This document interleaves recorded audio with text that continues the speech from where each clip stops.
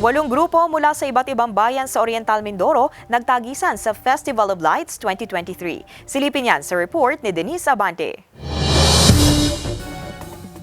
8 grupo mula sa iba't ibang bayan ng lalawigan ng Oriental Mindoro ang nagpakitang gilas, suot ang kanilang mga tradisyonal na barat saya at kamisa de chino sa isinagawang Pandanggitab 2023 sa lalawigan. Ayon sa Oriental Mindoro LGU, layon ng naturang programa na ipamalas ang 3 mahahalagang tema ng pasasalamat gamit ang ilaw at liwanag sa buhay ng mga Mindoreño. Sa saliw ng mga ilaw na iyan, muli nating inilulunsad ang Pandanggitab Festival.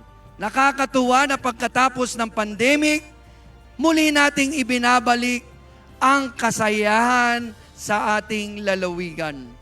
Tampok sa sayaw ang ilang mga hanap buhay ng mga Mindoreño gaya ng pagsasaka at pag-aalaga ng hayop. Ginanap ito sa Oriental Mindoro National High School Gymnasium sa Calapan City. Naging makulay at maningning ang gabi kung saan naging inspirasyon ng mga costume at props ang iba't ibang halaman at hayop na matatagpuan sa Mount Halcon sa lalawigan. Tinanghal na kampiyon ang grupong Tribu Rasahasa ng Bansud National High School na tumanggap ng 230,000 pesos cash prize mula sa pamahalaang panlalawigan. Nakuha naman ng passionate dancerists mula sa Calapan City ang ikalawang pwesto.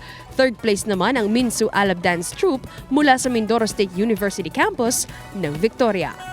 Denise Abante, Balitang Southern Tagalog.